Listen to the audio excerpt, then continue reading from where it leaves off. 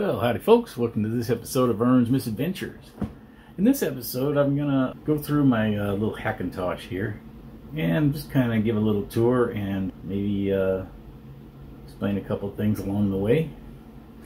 Now obviously, if you're an experienced Linux user, Mac OS user, you're not going to find a whole lot of value in this other than to say, hey man, that's kind of cool, whatever. I would have done it differently, blah blah blah. But if you're a new guy and have maybe thinking about making a multi-boot machine and want to see how they work and what you might do and different things, then you might find this interesting. Alright, so we'll start our tour with the hardware. It's in a Lee & case. Had this custom Hackintosh sticker. I thought it was kind of cool. Saw it on a desktop background. So I downloaded the picture and gave it to a friend of mine whose wife makes those little vinyl decals. And she printed this up. So now it's got the cool Hackintosh Punisher skull on the front there. I like it. Moving up here, we got the fan controller here. Yeah, we'll move on around to the side here and we'll have a look inside. Alright, I've got a deep cool LED light kit. It's not as nice as some of the newer ones where you can control them from the motherboard off the USB headers. But in other ways, it's kind of nicer because, you know, I would have no control over it in Linux. Because for the most part, I haven't seen any software available in Linux to control those. I could be wrong. Be interested to know if somebody knows of how you might go about that. So basically, it's just got this little remote control here. And you can control the colors and whatnot. So we'll turn on the white light, if it'll work, for the purpose of this. And we'll have a look inside here. Starting at the top, we have a small 120mm AIO water cooling solution by Corsair.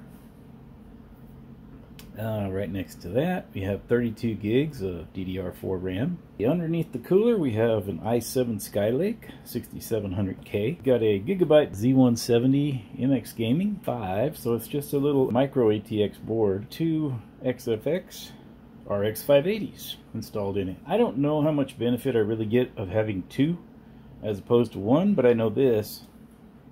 It looked pathetically, it looked pretty pathetic when it only had one RX 580 in it.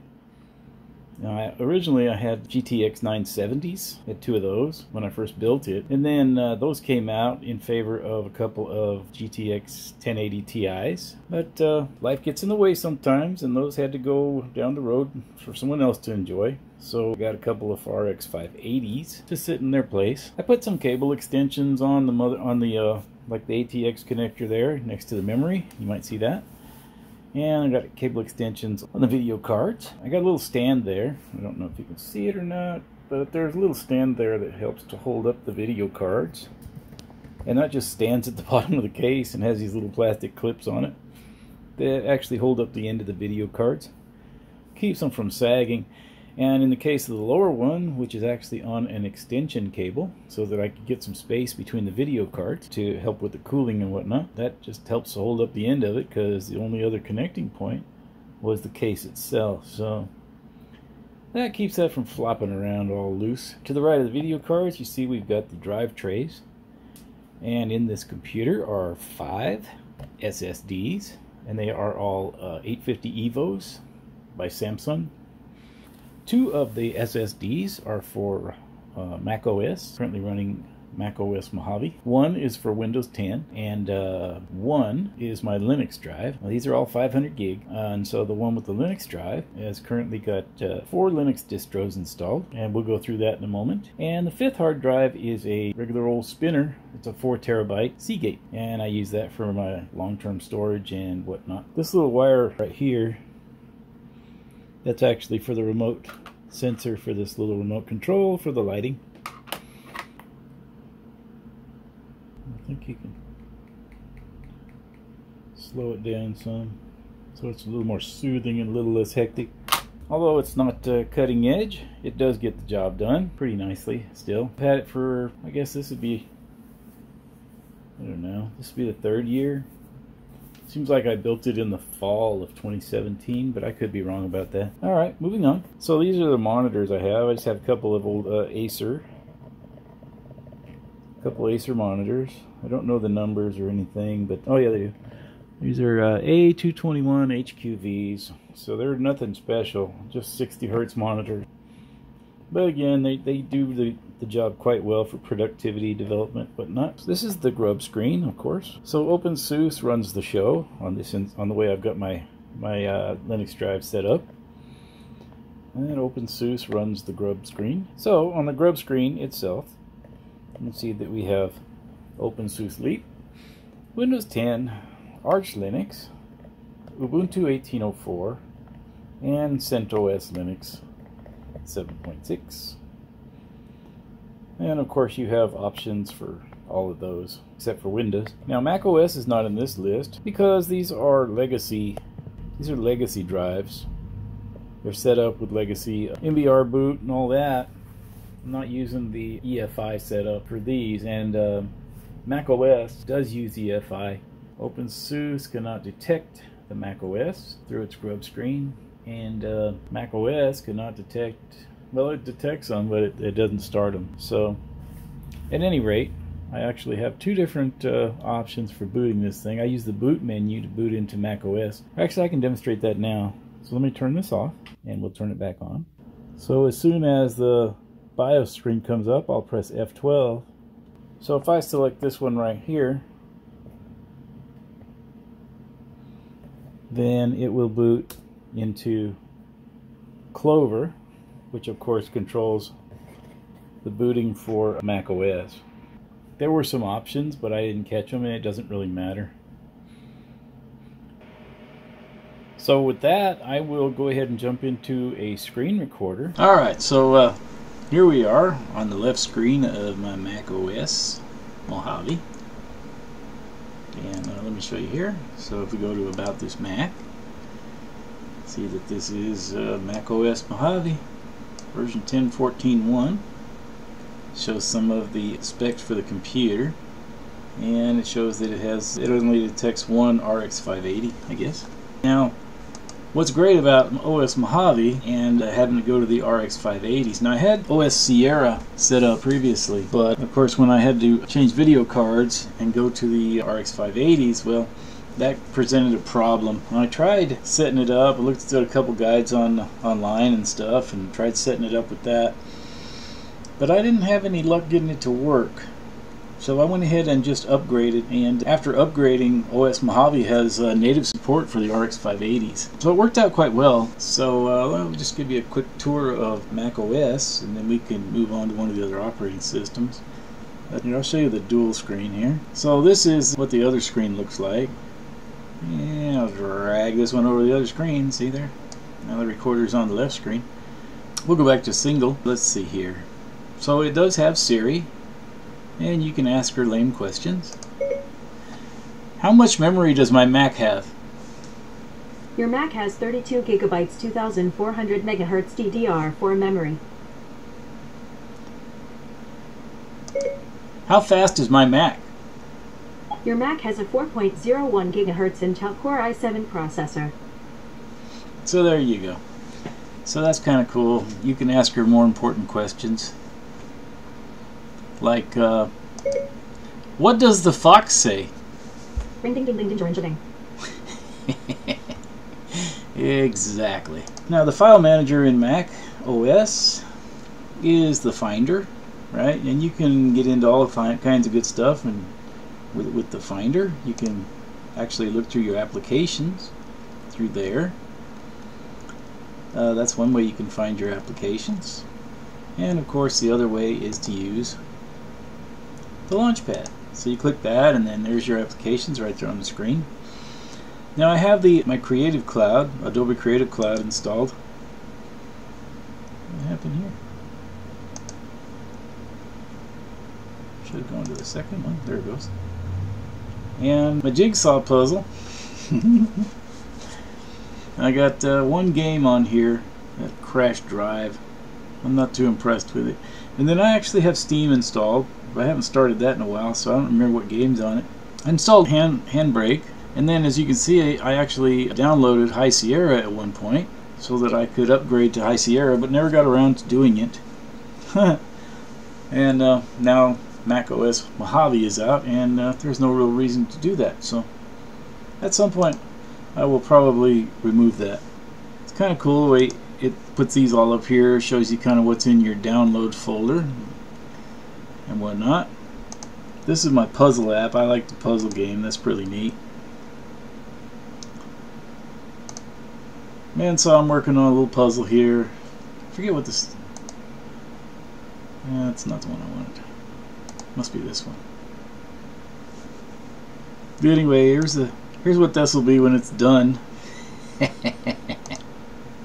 Anyway, it's pretty relaxing to just kind of chill out and work on the puzzle sometimes. So I really enjoy that app on here. Compared to my previous installation of macOS Sierra, which used the NVIDIA drivers, this is much better because it has native support. It doesn't rely on a web driver to run the graphics. And so we have a lot less problems as far as using Premiere Pro and whatnot on here now. So yeah, there's Premiere Pro. Now with the NVIDIA drivers in Premiere Pro, it would open up and then it would just close basically as soon as I tried to do anything with it. So here with the RX 580s, it works just like it's supposed to.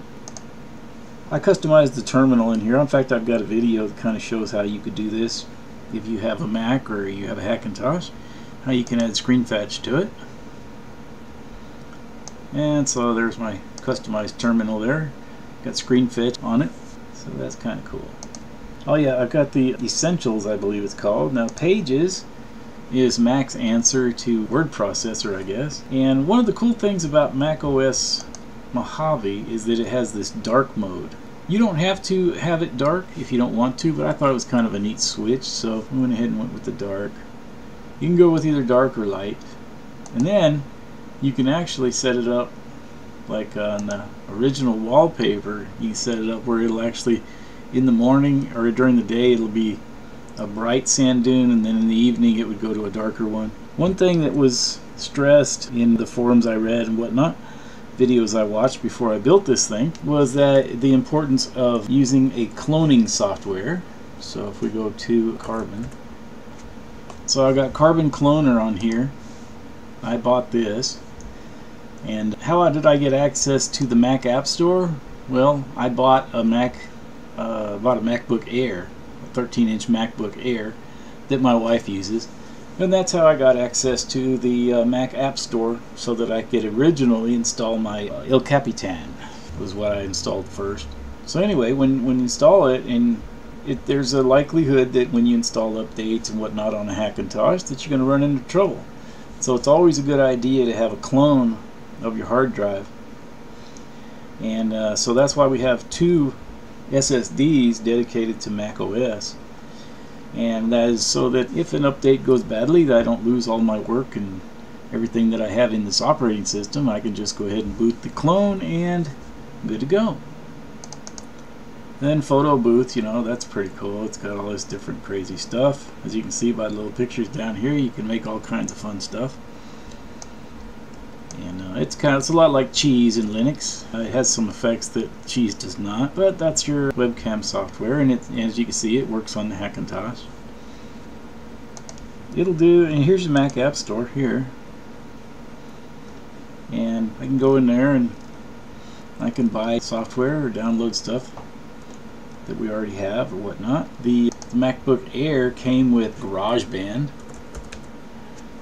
so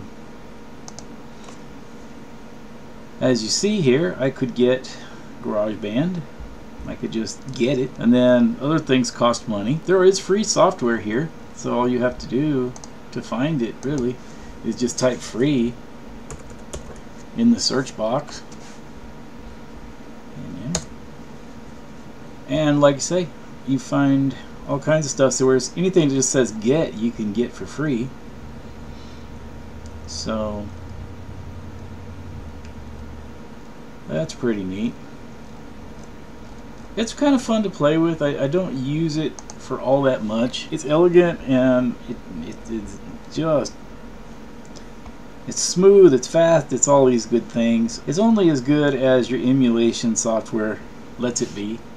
If you go back to About This Mac, Unibeast, I guess, Multibeast, that sets it up for the first time, It assigned this as an iMac 27-inch. Now I showed you the hardware before we got started here, and it's obviously not a 27-inch iMac, but at any rate, it works. Let's move on to another operating system. Alright, back at the grub screen, and we will boot into OpenSUSE Leap 42.3. Alright, we'll go to a screen recorder. Alright, so we'll go ahead and start out here in the dual mode, and then we'll switch over. So let me minimize this so you can have a look at my custom desktop I made for this. Started with this picture of this little cottage here on the hillside overlooking the city. I added, it's supposed to look like kind of like the bat signal, only with the Gecko's head, which is of course the little lizard guy from OpenSUSE's logo, and that's him over here on the rail of the porch too. And then I did this little text here and did a filter that deletes every other line to kind of give it the line look, and then added a wind effect to get this cool breeze look to it. So I like it. I think it's pretty cool. I've been playing around. I've made backdrops kind of similar, but they're all different, but similar concept. Let me go to the single mode. So here we are. You can see better at the Gecko head there. The Gecko signal. That was kind of fun to do. Out of the box, this is the GNOME desktop, by the way. And out of the box, it does not come with this down here. This is the Dash to Dock extension. It would have a little box around it, but I lowered the opacity to where it just floats these out in the middle of everything. I think that looks neat. I like it that way. GNOME desktop's a lot like Windows 8 in that it really seems cumbersome until you learn the keyboard shortcuts. So let's say I wanted to start an application that's not in my dock, right? Let's say I wanted to use gparted, right? So I would simply press the Windows key, which is the super key or whatever, right? And then at that point I would just start typing GP. And there it is, gparted. And you know, I could start that application right there. I'm not going to do that, but that's the idea. I've changed also here, they used to say activities up here, and I added the applications menu instead. Now that's an extension.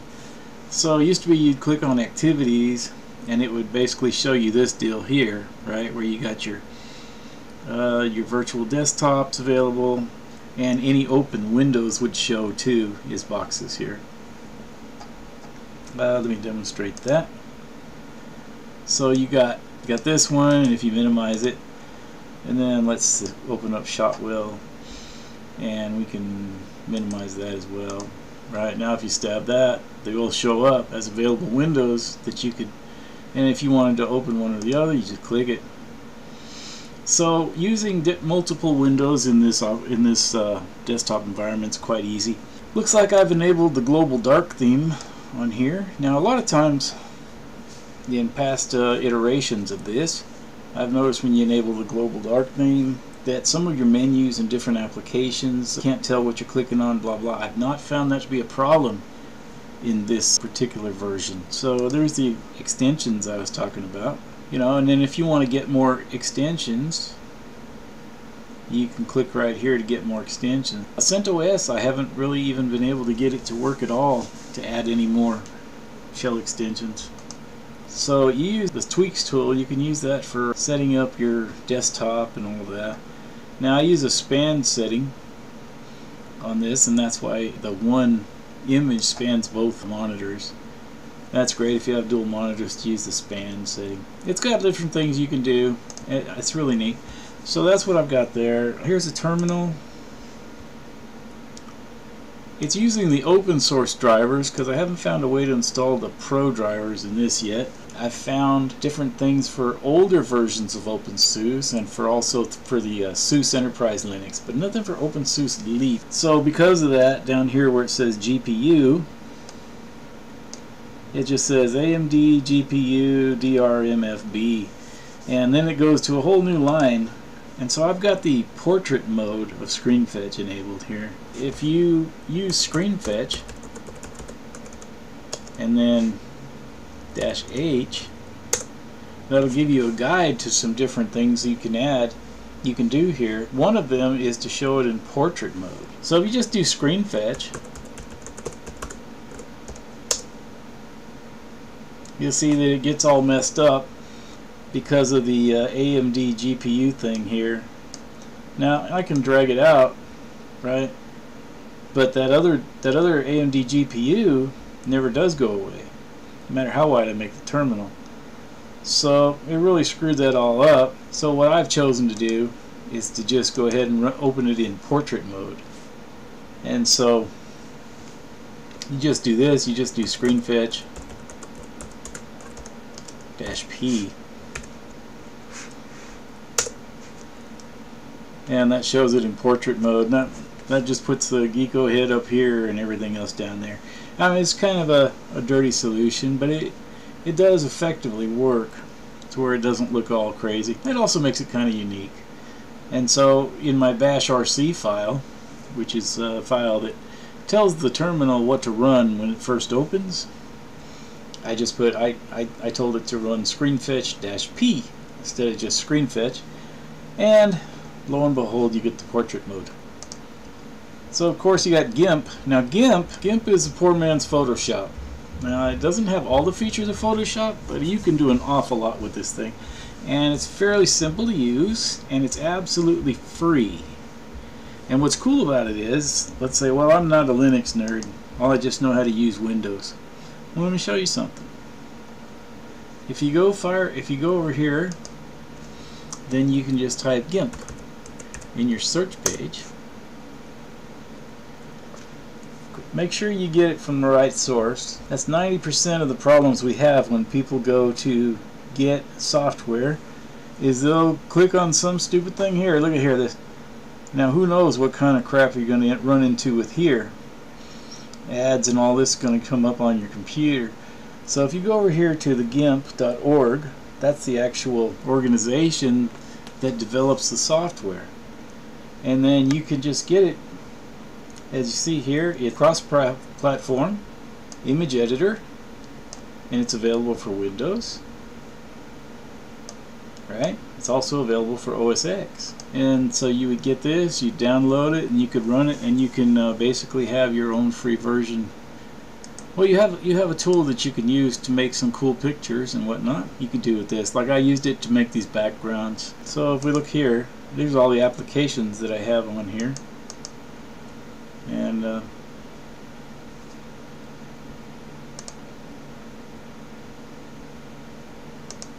we go. Now, what makes OpenSUSE unique from other operating systems is its use of YAST. And so, let's see here. Now, YAST, you can pretty much control everything about the system right here. If you want to make changes to your bootloader, you have a nice graphical interface to do that. If you want to configure other things, you can install and update software right here in YAST. You can do your network settings, kernel set, all kinds of fun stuff you can do right here in YAST. You can set up your security. And one of the things I had to do when I first got started on this here is it wanted to install itself in such a way that it logged in automatically. I didn't want that. I wanted a password protection. So I was able to go in here, YAST, user and group management right here. You go to expert options, and then right here go to login settings, and this was ticked by default. This here where it says auto login. So I just unticked it and clicked OK, and good to go. Now I have to put a password in to get in here. So Mac OS was not able to mount, I was not able to write to my 4 terabyte drive, whereas OpenSUSE will be able to do that. I had to put that video where I shot the video for the tour, I had to put that on a flash drive. So let's see, let's open a new window. So we got 2 windows now, cool. And other locations, and we'll put this one for will be the HP 165. Hackintosh Tour, where is it? Here it is. So there's my Hackintosh Tour, right? Here's the 4 terabyte Seagate. I'll have to authorize it, but it can mount it and write to it.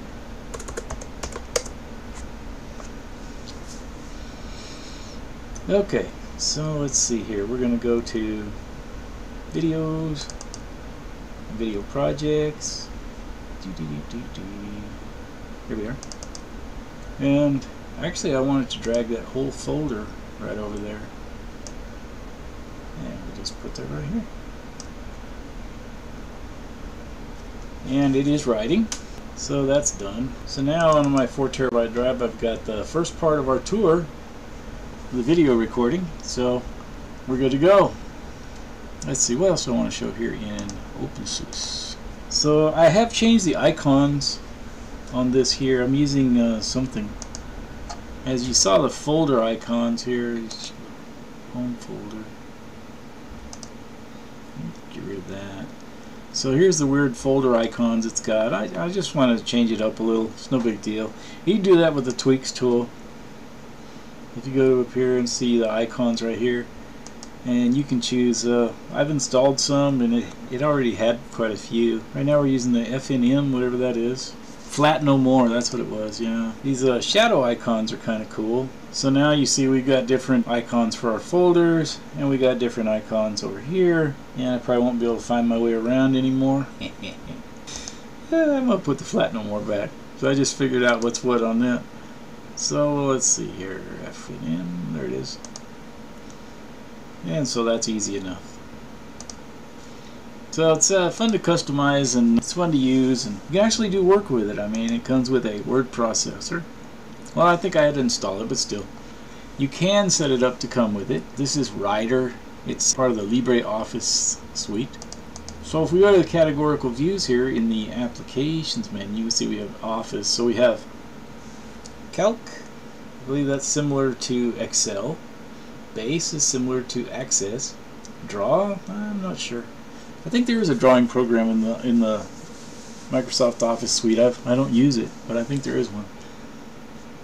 Impress is similar to PowerPoint, and of course Writer is similar to Word. All free open source software. And then what else do I got here? I got Inkscape installed. I've never used it. I have to find some time to get familiar with that. So. And of course I got OBS Studio, which is what I'm using to make this video. Mainly the things that differentiate this is the package management, right, and YAST. Now that's what makes OpenSUSE unique. Now OpenSUSE uses zipper. So if you're going to type a command in the here, let me zoom in on this a little bit so we can see better. Zipper, install.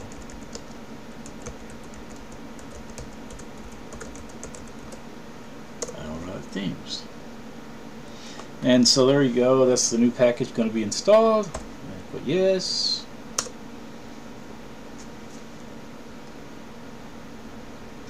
Alright, and there's that.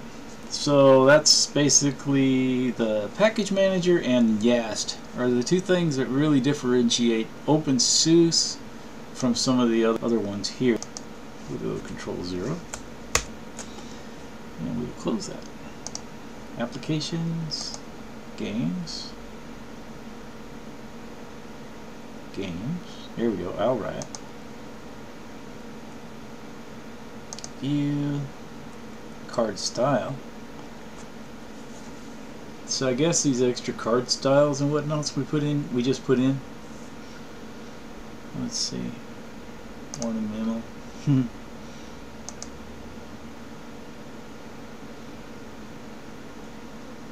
Tango.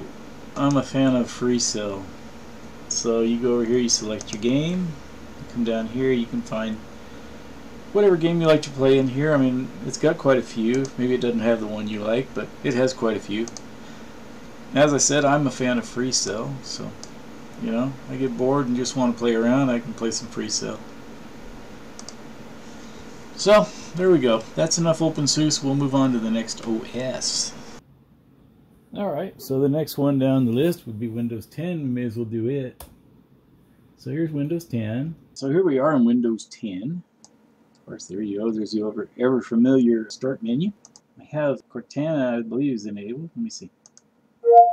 Tell me a joke. Two silkworms were in a race. They ended up in a tie. No invertebrates were harmed in the making of this joke. Alright, cool. I have the full Office 365 suite installed. I have also the Adobe Creative Cloud installed. Right? Of course, I have my OBS installed so I can make my screen recordings. Here, I got VLC Media Player, voice recorder for the little voiceovers here and there in my movies. So I got Handbrake installed so that I can convert video files. Some of the operating systems seem to work better than others for converting video or making videos on screen recorders and whatnot. And a lot of times I'll just leave them with whatever settings seem to work. So some of the screen recorders spit out FLVs and others spit out MP4s. But if you're going to use Premiere, it doesn't like FLVs, so you have to convert them. So Handbrake is a great tool for doing that. So I got my virtual box here. Here we go. And so I've got a few virtual machines installed. This was looking at Pop! OS. That's the System 76 version of, I believe it's based on Ubuntu. Maybe it's based on Debian, but I think it was Ubuntu. And of course I got Arch, I got my Gen 2 GNOME. Oh, let me show you my Gen 2. We'll start. Of course it opened up on the wrong screen. I'm pretty proud of this Gen 2. Built it myself. Hope it still works. Let's go to full screen. I don't. Well, we have a pointer. There we go.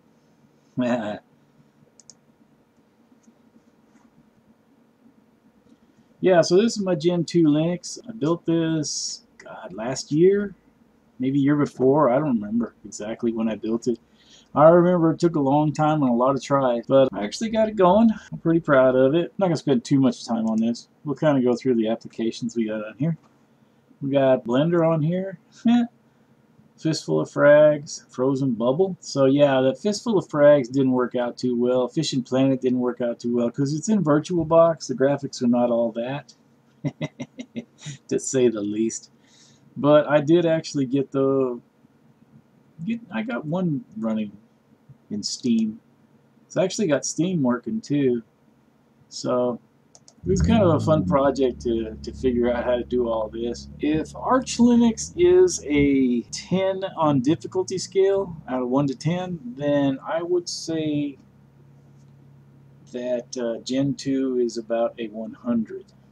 Because it is very, very intensive to try to install and configure and everything else. Now it basically compiles everything from source. Now there are a few binaries you can install, but for the most part, when you put anything on Gen 2, it compiles from source, and it's an interesting experience to try at least once. But yeah, I haven't even updated this in forever. I haven't wanted to break it. Truth be told, I don't even remember all that much about how to use it or do any of it. I know in the terminal you would do an emerge and then ask and then different things like that. Anyway, it was a fun project, and like I say, I may go back to it another time. I don't know. So there we go. And then I have a couple other little things here. Ubuntu, I did an EFI install on that. And just some fun stuff here. I had more than this at one point. I'm not real sure what I did. I guess I deleted a bunch of them, trying to reclaim some disk space. Of course, you got your AMD settings over here, where you can do some tweaks to your video card settings. It's not as cool and niche-like as some of the other ones, but it just works. Most of the time, it just works. Now, there are times when Windows will give you fits about stupid things. You get the occasional update that causes you some headaches, but I mean, it just works most of the time. And when you want to get something done, that's exactly what you need. It's something that works. So with that, we'll go ahead and leave Windows and go to the next operating system. Alright, next up is our Arch Linux. So on Arch, I actually have the Deepin desktop, and I have the GNOME desktop. Now, the screen recorder does not seem to work in the Deepin desktop. I haven't been able to make it work. So I will show it on the camera, and then we'll go to a screen recorder in GNOME. But I'll briefly show kind of what the Deepin's about. It's kind of neat in some ways. So we'll log in on the right screen, then I think we're going to control everything from the left. So I'm just going to leave the camera on the left screen. Here's the desktop that I have here in the Deepin desktop in my Arch Linux installation. Kind of what makes the Deepin unique is this control center here. So this control center here, so you click on this gear and then this panel opens up over here. And you can control different things on there. So here's the system information. So in the system configuration for information, you'll see that the distribution is Arch, and it's the Deepin desktop right there, and it shows some different stuff about the machine, yada yada blah blah. So you know, you can find all kinds of different settings and whatnot in the side panel here in the Deepin desktop. Another thing that makes the Deepin desktop a little unique, changing your desktop background. So you would go same as you would with anything else, right? You just go over here to wallpaper and screensaver. Then you see at the bottom you get this little parade of different desktop backgrounds you can select. So that's kind of cool. And then for the screensaver, you can put different screensavers on as well. I have not messed with the screensavers yet. Maybe I need to do that sometime. Okay, and then the other thing that makes, we're just going to stick with these flowers because I like them. And then let's see here, across the bottom here you got the launcher. So if you click the launcher, all your applications come up right here, right? Then you can scroll through them. So it's not a bad desktop. I just prefer the GNOME, to be honest, and for one of the reasons being that I find that a lot of things tend to work a little better.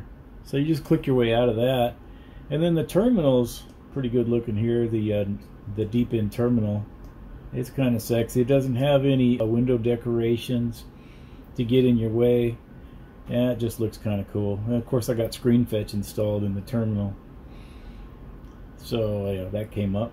Here's your Deepin movie player, and that's a pretty elegant looking little player there. On the volume controller, so you get this little here. That seems to work out okay too. And then you got your calendar right here. So that's pretty much the Deepin desktop. And what we're going to do now is we're going to log out so that we can go to our GNOME. It took me a while to figure this one out. So if you look over here, you have your username. Here, let me just zoom in a little bit so we can see a little better. So you got your username, right? And you look around here, you don't really see, you see the power button. There's no real way to switch desktop environments, right?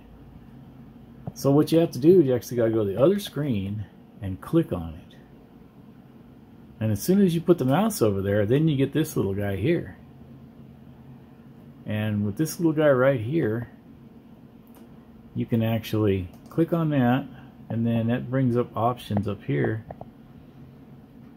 And you got Deepin, and then you got GNOME, you got GNOME Classic, and then GNOME Xorg. Now if you want the screen recorder to work, you got to do the GNOME Xorg.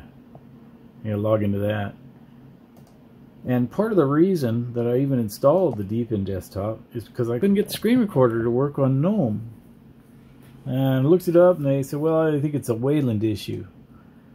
Well, Wayland is the new composting unit for displaying the video on it. And they basically said that screen recorder is just not working well with Wayland. It's not playing well. So here is Arch Linux with the GNOME desktop environment. So I will switch to a screen recorder and we will do the tour here. Well, here we are in Arch Linux with the GNOME desktop environment, and I will minimize the screen recorder. So this is the desktop that I made.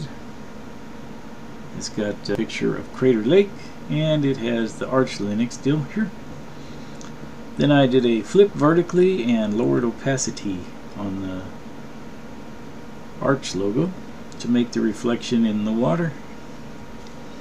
I think it works. Let me go to the single mode so that we can have a look here.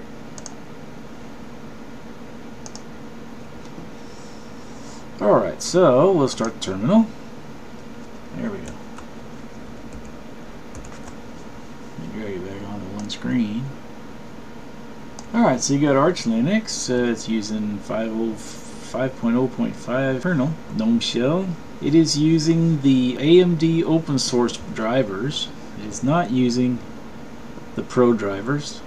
I was going to install the pro ones, and there was some song and dance in the wiki about having to downgrade the kernel and all that, and I thought, I don't really need to go through all that, not right now. So maybe another day when I feel more adventurous, I could look into installing the pro drivers. The main goal was to get it operational and get everything else set up. So maybe later on.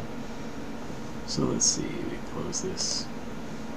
What makes Arch unique? Well, it uses a different package manager, and the package manager is called Pacman.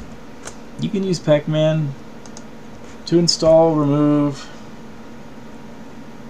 just all sorts of things, just like you can the other package managers.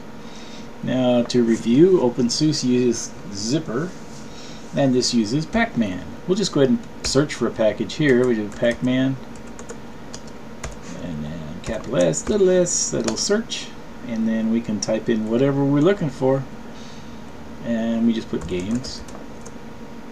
And so that will show you a way that you can find and install games. Now this here where it says community, that is the repository that it comes out of, right? And these are the games that are available on the repository. Oh, here we go. So we could do Catman, right? So if say we're going to install Catman. So to do that, we would just go sudo Pacman, Pacman-s, and then Catman. I believe it started with K. And you put your password.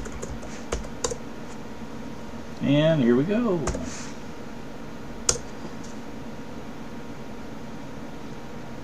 So there it is. Now we can see if Catman is actually installed, which it should be. So we would just go, I'm going to press the Windows key, which is also known as the super key, and I will just put a K, and there it is, Catman. How about that?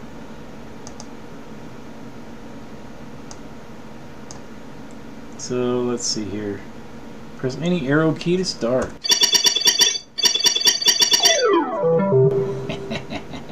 Yeah, I know the object is to avoid them, but I just want it out. So yeah, we got dash to dock extension on the GNOME desktop, and we have our applications also installed. So we have categorical view. Here are the games I have installed. Let's see here. Yeah. So I actually have quite a few games because I installed the GNOME extras. And then I also installed the deep-in extras. So some of these are deep-in games and some of these are GNOME games. Then you got the SM Player. I actually had that in the dock. SM Player can play all kinds of video or whatnot. And then over here, if you notice here, I also installed the component here to play YouTube videos. So you can actually select a YouTube video. So if we were to search for our favorite YouTuber here,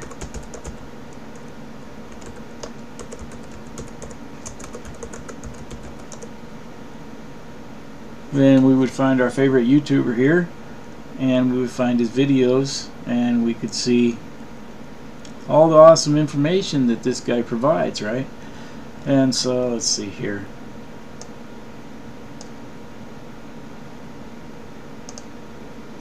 Well, howdy folks, welcome to this episode of Misadventure. This misadventure. And so basically it's a lightweight player that can play the videos that you would find in your web browser on YouTube without all the overhead of the web browser. So, you know, on some computer systems, they just don't have the wherewithal to do all that. Some of the older hardware that I've used, and you try to play a video and it just freezes and all this, can't play it even small screen, and then you put it in the SM player and bada bing bada boom, it works. So that's pretty cool. That's a neat application. Oh, I wanted to show this. Let me see here.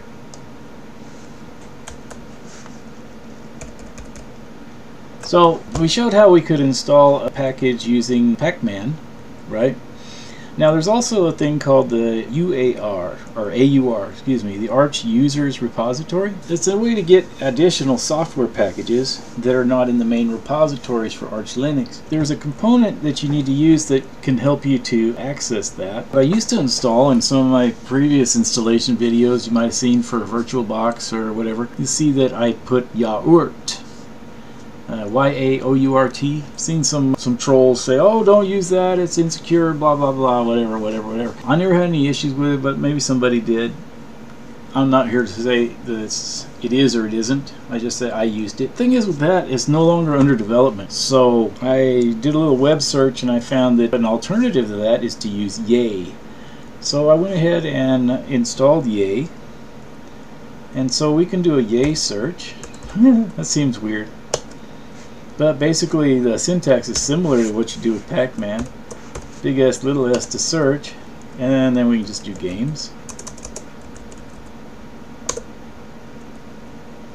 And so what's interesting is when you search through that, you'll get the AUR as well as the common stuff.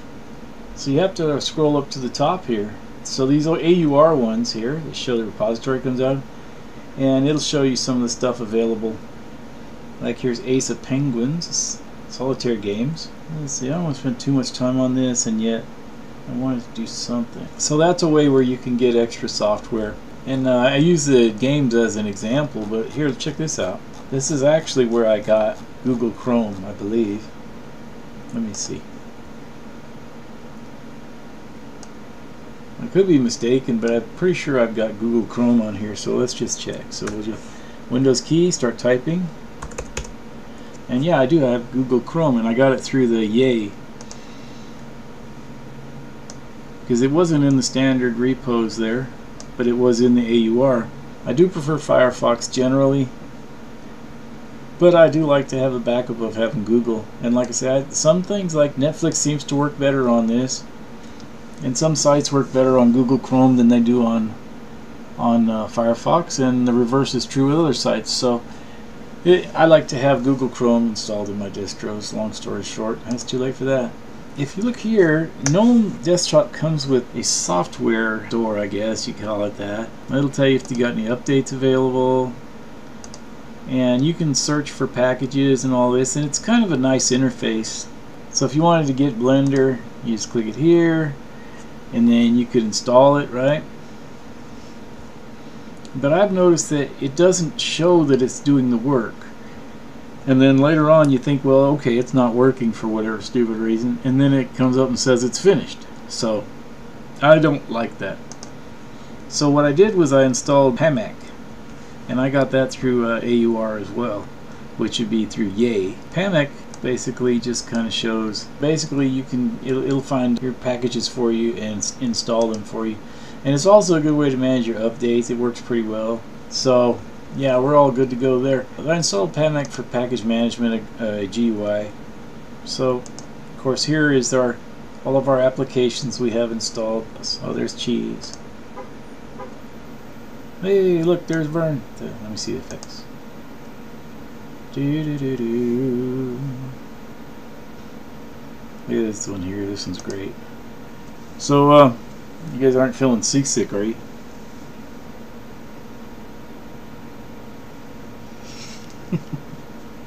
Anyway. So yeah, there's the webcam app. Of course, we got our tweaks in here. Let's see, which appearance, which icons? Well, we're using ePapyrus, I guess, for the icons right now. Let me see. C. I'm pretty sure this is part of the Deepin. icon set. The C part here. Yeah. It never seems to fail. Whenever you install certain icons, you always seem to find something that's a little less than likable about them. I do kind of like these icons with a little tentacle coming around. That's kind of neat. Let's see. So let's see what else we got. A deep in. Yeah. Let's see. Do we like the deep in icons? Not very much, honestly. Here's the E papyrus.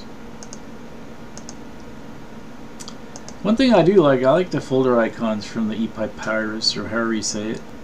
Yeah, I've got the extensions. I have, let's see here, what all do I have? Oh, I do have the drop-down terminal on this one, so I can show you that. Just the standard stuff, the dash to dock, applications menu, whatnot. You got Yay and you got Pac-Man that make Arch unique. And of course, the way you install Arch is unique as well. Instead of putting in a disk and having a nice graphical deal to guide you through everything, you actually get a command line and then you have to install the packages you want after you install your kernel and all that good stuff. And it's challenging, and I find it interesting, and it's a great way to learn more about how Linux actually works. Let's see. So I've got Obsidian icon pack, but did I not install that? Let me see the tweaks again.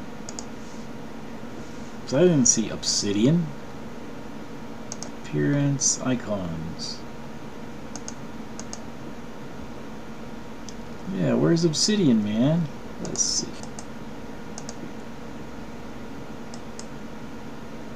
Show details. Okay, so this is a Nautilus. If you're going to do something where you're going to access the root, your root partition, right, or anything else that's system protected, you're going to have to run it as root. So one thing that's kind of cool about this is that you can actually launch applications in the terminal. And of course you can do this in any Linux distro. Yes.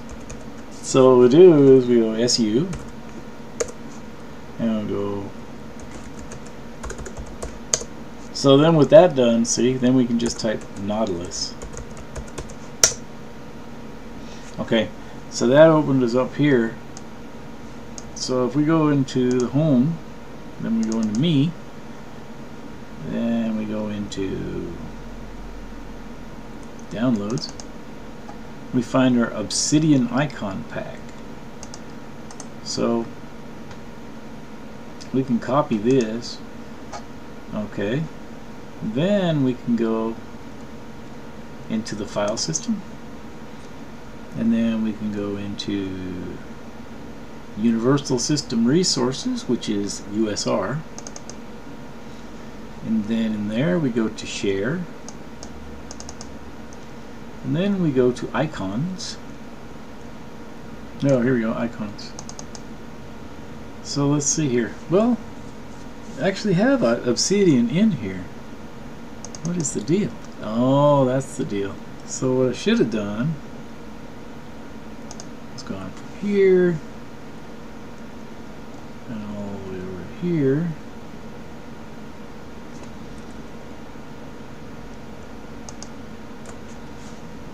And gone. Move to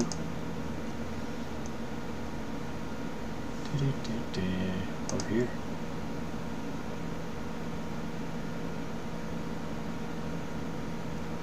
Share, and then just go to Icons and select. So we move all those to Icons. Let's go back to Icons. And now all those Obsidian ones are here, see? So we can delete this one now. And then we close. Alright, close this. Close that. Now we can bring up tweaks again. And let's just see if in our icons, we have any new options here. Yeah, there's all the Obsidian stuff now. Look at that. So let's see. Obsidian Aqua. That seems like that'd be a good choice for Arch, considering what the logo looks like, huh? Ooh, I like that. What do the folders look like? Oh yeah, that's awesome. I like that. Yeah, I do. Cool. We'll run with that for a while. There's an option.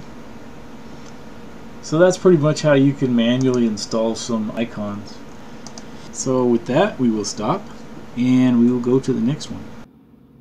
Okay, so next on the list is Ubuntu. So we will enter that. Alright, so this is Ubuntu 18.04. It also has an implementation of the GNOME desktop. I call it an implementation of it because there are some differences between this and vanilla GNOME desktop environment. The main one being that you have the Ubuntu dock here, which is kind of a modified version of the dash to dock extension. And it's not nearly as configurable as the standard GNOME dash to dock. Having the icons up here on the left is a kind of a throwback to Ubuntu's Unity desktop, which is no longer being implemented by Ubuntu. I think has been forked, and I think there are other people trying to do things with the Unity desktop, but Ubuntu has dropped it. There's this handy help menu here for Ubuntu. It kind of shows you how you can do different things with the operating system. It's really good for people who are not too used to using it.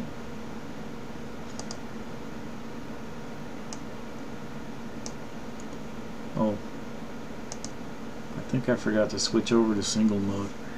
Anyway, this is the desktop that I made for this. I did the Ubuntu 18.04 here. Kind of smudged through it to make it look more like the clouds, and then colored it according to colored the text kind of to this area right in here. I added a lighting effect behind the logo here, which I placed over the sun and the sunset or sunrise. I don't know which way it is. So let's go back to single mode. Yeah, you got the help guide right here. That's pretty handy. You got your software center, which is a little more complete than just software, which we would find in a standard GNOME desktop.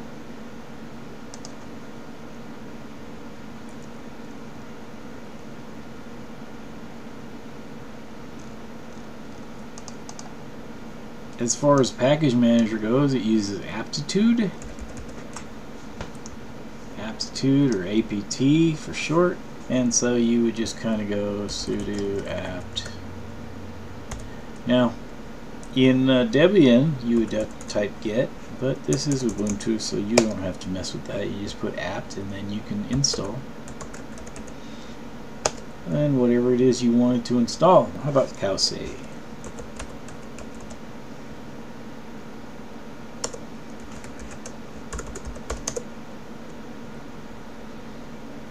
So that installs that. Now you can go, and then we can do uname J, and we'll pipe it through Cause.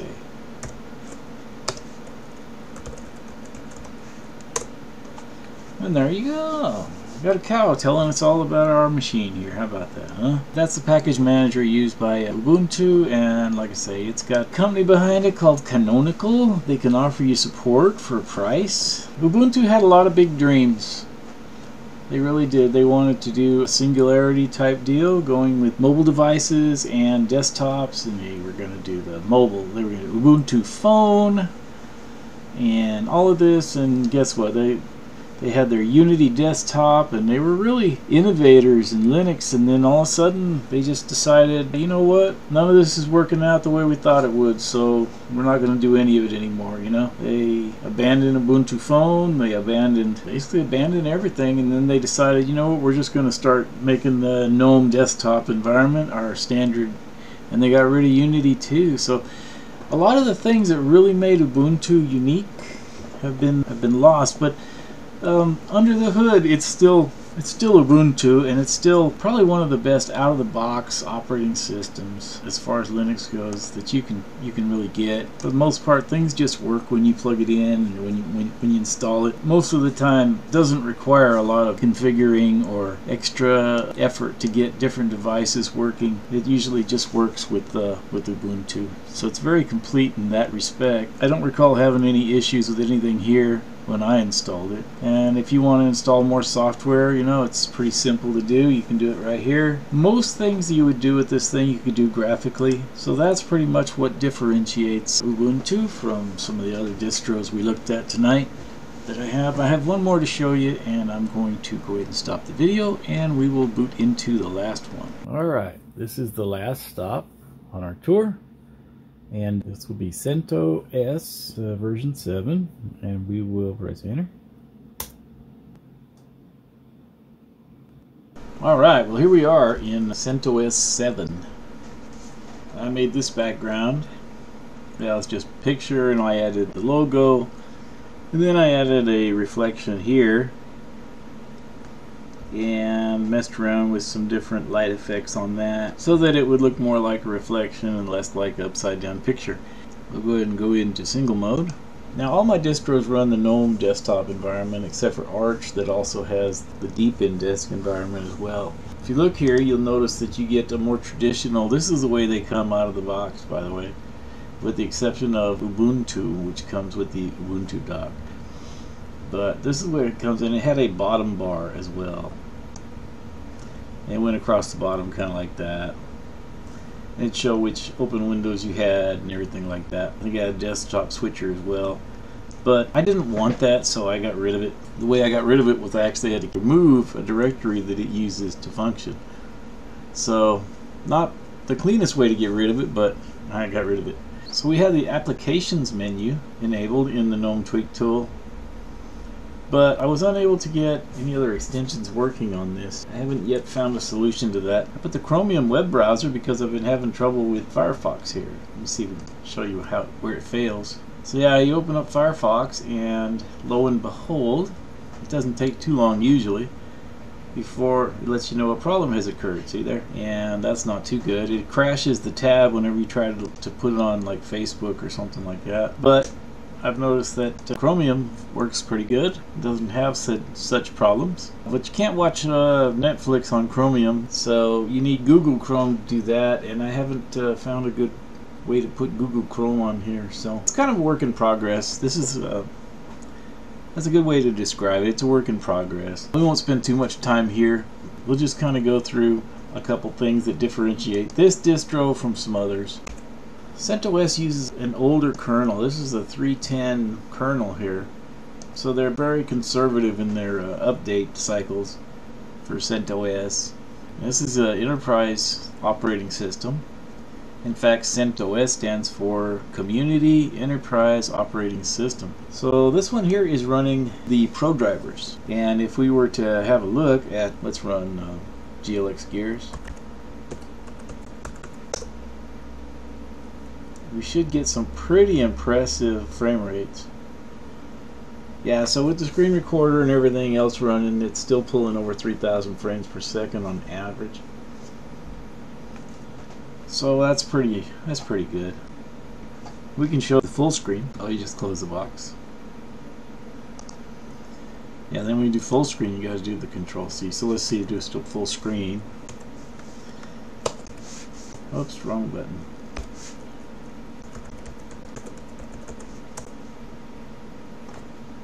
Let's see, we'll bump this over and we'll run this on top.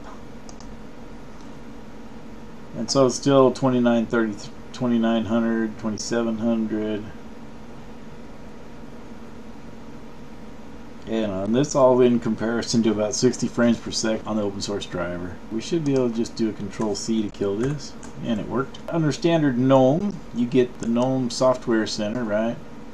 And it's A-way, but as I explained in other distros, I don't like the way it communicates. So as an alternative to the GNOME Software Center, I installed YumX, which is a Yum extender. And it provides a graphical interface to manage packages in Enterprise Linux here, the CentOS.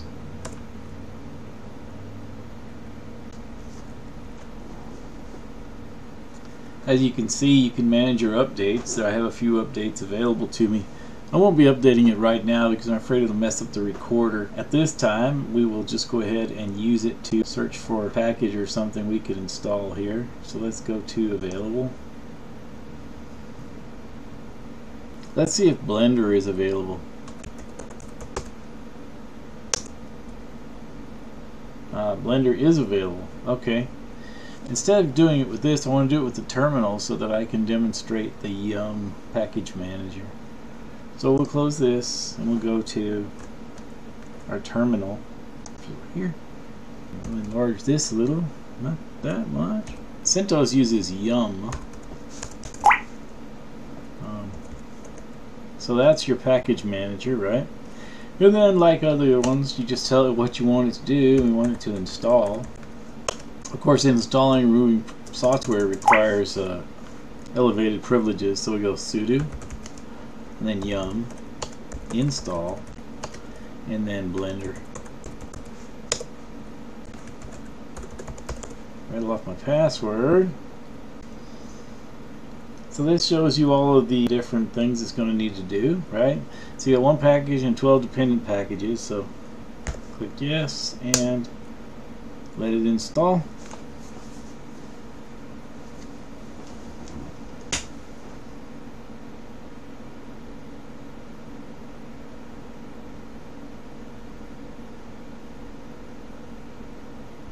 So there's that. And we could actually, if we wanted to, we could see if it's in our menu here. So we go Blender, and there is Blender right there. Awesome. Blender is great for 3D rendering and making like intros and I don't know, whatever else, man. I haven't spent that much time working with it, but I'd love to have more time to work with it myself because it's an awesome tool. And it's available for Windows as well. CentOS is very interesting and it's a little different than the others, so it's good to have it if you want to learn how to do a bunch of Linux and stuff like that. If you have aspirations of working with Linux one day, I think it's a good idea to have it in have some experience with it. So that's why I installed it, so that I could become familiar with some of its eccentricities and things that you need to do to make it work. So hey, with that, I'm going to go ahead and wrap up the tour. I want to thank you for watching. Y'all take care.